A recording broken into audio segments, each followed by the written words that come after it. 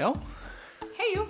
Hey, Hi. what do you think? I feel pregnant. This is like the worst thing ever. It's like, if you finish recording a whole video and Hypothetically. you notice, then like, oh, by the way, I had a mascara line right on my cheek here the whole time. I mean, completely hypothetically again. Then we might just re-record a video. Any given video, not this one in particular necessarily. If that was the case, then take two. In fact, that is what we would say. I postpone everything. Hey, it's our anniversary today. Woo! Yeah, it's 11 years of marriage with this guy today. That's incredible. I never thought we'd make it this far. But we did. We did. And we're like 5 days off of baby girl's due date. A couple of days ago, I was making dinner. Vinny was upstairs working, so I had to kind of keep the kids a bit quiet. Amy, she wanted to go out biking, which was great because then she kind of took care of herself and she was outside having fun. But she just kept coming in and out, forgetting her helmet and freaking needing to pee and needing to get some water, all these things. And every time she went in and out, the door opened and the draft came through and all the different doors were like slamming all over the room. All over the room. Sounds like we have some like in-house door tornado. Tornado. That could be a movie. It could be a movie. No. Then there'd be a draft going through the house and all the doors would be slamming, which didn't quite make it quiet for Binne. But also Lucas, he escaped every time that the doors opened and he wanted to go look at cars. I had to run out, chase him, get him back in, tell her in or out. But all these things combined just made me really, really stressed. And I ended up snapping at my kids and just being in a bad mood. I think I also came down at one point. I was like, what in tarnation's going on? That's not what I did. I don't use the word tarnation very often. I don't even know what tarnation means. We'll look it up after this. Okay. So sometimes parenting is just anything but calm, and while it might seem like everybody else has got it under control, I think the best thing that you could do is just to remember that that's not the case and find your own ways and places and tactics for how to find your calm. A lot of time, my friends and coworkers, they tell me, hey Kristine, you are just the best mom, or you and Binne just have this parenting down. And although that's really flattering and I'm really happy for their confidence in me, that's just not true. First of all, no one has this parenting down. And second of all, everyone has bad days where their patience is worn thin and they're just tired. So if you want to join us while we all try to make a little bit more sense of this journey that we're on, then please hit the subscribe button and click the bell icon for notifications. In this video, we're going to be sharing 12 great ways for how to find your calm. One way that really helps me calm down is to look at this picture we have over here. It says, "Be still, my soul."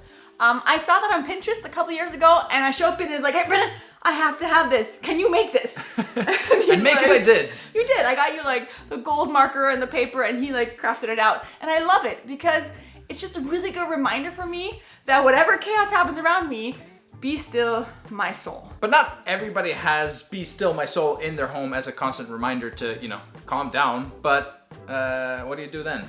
I mean, it's just surrounding yourself with like fine arts or just like art that you really enjoy that... Thank you. I think it's fine arts. But just like art pieces that you really enjoy that brings your soul some soothing. It's true, don't laugh at me. Fine art, that's me. Yeah. Purveyor of fine arts. Our second tip for how to find your calm is to have a personal mantra, something that you can kind of recite back to yourself when things feel like they're just about to boil over.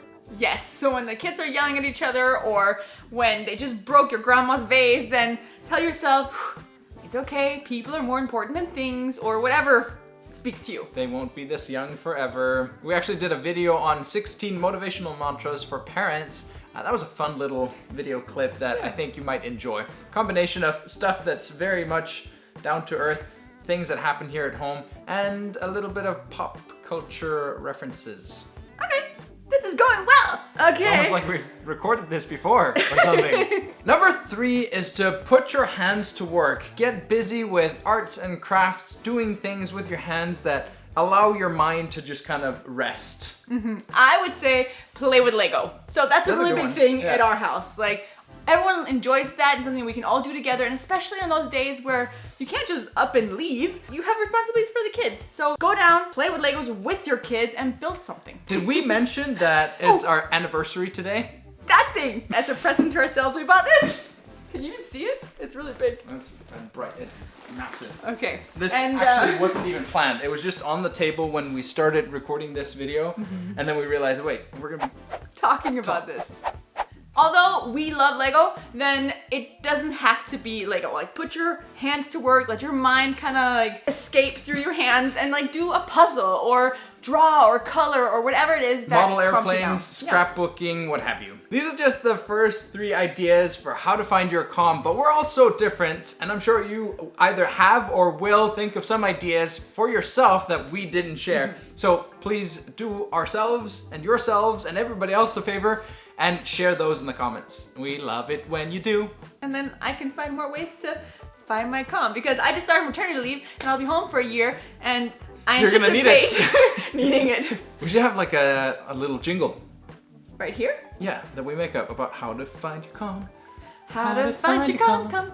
How to find your calm, Don't stress out. Stressing is bad for you. How to find your calm. No, I think it needs to be more catchy than this. Get your calm on.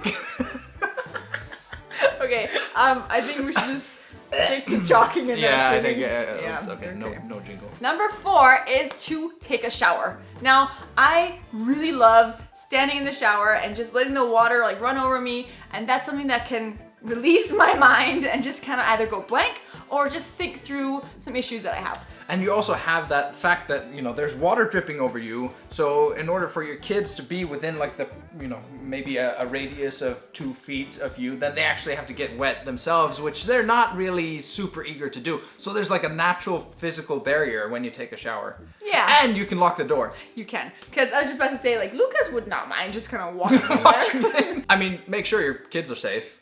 Yeah, obviously. If kids those ages, yeah. So do it when your spouse is Do home. it responsibly. Or when they're napping or something like that. But showering is definitely something that gives me a break, and it's me time. It's also, unless you have a waterproof phone, a great time to like not use your phone.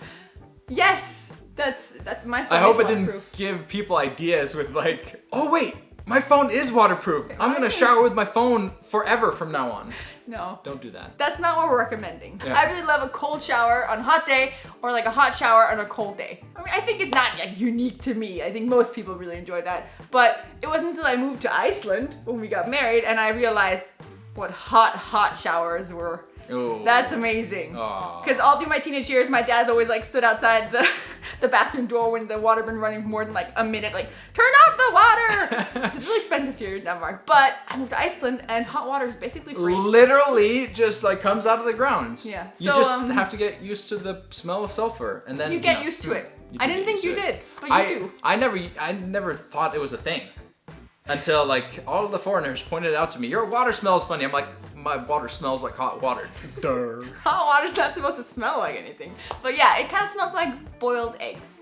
So there you go. Or hot water. But you do get used to it, and then you don't notice it. I lived there for 3 years, and Hot showers I didn't are nice. notice it. Swimming pools It's are so nice. worth it. Geothermal pools, nice. That's a good way to calm down. Oh, honestly Go to though, Iceland and go to the... soaking in the hot tubs. Oh, yeah. When it's snowing outside and cold. Yeah. So good. I think That's we've like the- talked this up way too much. Extravagant edition of How to Find Your Calm. Yeah. Are we done with this? I think we are. I think we're using half of this. Number 5 is to look at family pictures, presumably of your own family. Yeah, we have a few family pictures here in the living room. We have a big one in our bedroom right above our bed, and I love it. Well, if I've had a really stressful day and I lie in bed there at night and I'm like kind of like in a bad mood or kind of thinking through the day, I glance over that picture and it just reminds me of why I'm doing all this stuff. Like, it's okay to be stressed out because I'm doing it for them. I'm doing it for me. I'm doing it for us. And that's a really great reminder. I love, and we do this every now and again, we sit down with the kids and we look at old family pictures from our vacations. Yes. That's also a really nice way. You're combining like the why we're doing this, and also with the idea and the memory of being on vacation and relaxing and having a good time. Yeah, so you are reminded that it's not always like this. Like, there are good times. There have been sunshine moments. Yeah, and you can look forward to the next vacation, even though maybe that'll just be like a staycation because of this whole Corona thing. Yeah. Wow, way to put a damper on this video. Let's move on. Number 6 is to write in a journal. Now, I used to write pretty religiously in my journal, I haven't really done that during my adult life up until recently, and I find that it is a great way to just like dump everything that's in your mind that you don't need to hold on to onto a piece of paper and kind of deconstruct your thoughts and just relax, get your calm on. Yeah, exactly. That's a thing now, by the way. Yeah, I used to keep a journal in my early adult life, a lot more than I do now, and we just recently found that and had a good laugh at some of those entries. I wrote a lot when we were dating and just about to get married, and there was like a lot of entries about, is Benny gonna be man enough to handle this? And all those sort of things. And like times where I was super mad at him and he had no idea. So we had a good laugh about that. 11 years in, still trying to figure it out. Hey! Ooh. Are you enjoying this? Have you found some ideas that you want to try out? Reading a journal, writing a journal, Lego, making Lego. Please like the video if you're on board with that. Number 7 is to eat your cakes. No. I would say number 7 is to bake something, because I know it's not everyone's jam, but for me, I really enjoy baking something. Good it's like food pun there. Thanks. There's just something calming about creating something that you're gonna enjoy later. So I can bake like brownies or a cake or buns or anything that doesn't have to be that fattening. But just like baking something, you're alone in the kitchen, you can really just create. I'm alone in the kitchen. I told the kids if they wanted brownies, they had to play nicely with each other in the living room for 20 minutes. It's dead quiet in there. It's kind of like what we already talked about, like creating stuff with your hands, but with the added bonus of deliciousness at the end. Number 8 is to go on a walk. I think that going for a walk is not super exciting, and sometimes you have to kind of convince me to do it. But every time we go for a walk, whether it's, just us or with the family, it's relaxing, it's calming, and I don't regret it afterwards. And that's kind of what gets me out to go on a walk, is the fact that I know it's a good thing. Yeah, and it's also a thing that you can do with your kids. You kind of touched upon that, but like if you're getting super stressed out with the kids, then take them outside, let them like run up and down the street or bike or rollerblade or whatever they do, while you just kind of go and walk around in your own thoughts. Yeah, and I think that's something to consider with all of these tips and tricks as well. Some of them are better for doing with your kids, and I think you get bonus points for those because, then it's like you're calming down and at the same time getting the kids' energy out. Actually, when we were in Texas, we lived in student housing there. You were away at school like all the time. But I was home with the kids, and one of my neighbors, she shared something with me that I thought was really profound. She said whenever she was feeling super stressed and annoyed and angry and wanted to like yell at her kids, she would go outside, like just go into public so that she wouldn't snap at them as much. And I thought that was really profound. I've thought about that a lot since. Like, I'm not gonna yell at them as much in public as I would at home. So yeah, go out. And I love going out for a walk at night, on a clear night, and looking at the stars. Mm-hmm. I feel like there is something, and I've always felt like this, there's something just like magical that puts things into perspective when you look into the night sky and you look at like our visible universe and just realize, whoa, like this is so big, and my problems all of a sudden seem kind of insignificant. We went on a sunrise walk once. Like when we went to Athens, hiked up a mountain and saw the sunrise up there. I don't know, I just want to say that. Okay. Our 9th tip for how to find your calm is to read a book. And this here is really great for if you are just tired of being a mom, or dad for that matter. You can like escape and just become a pirate or a fashion designer or a space agent or whatever it is. Space agent. Well, whatever kind of books you read. I don't know. It's just really great for your mind to kind of just go with it and just forget about where you are just for a few minutes. And if the kids are being rowdy, then I think reading time is usually a very good diversion. You can send them into their rooms and have them read themselves. If they can't read, then, at least look at some books.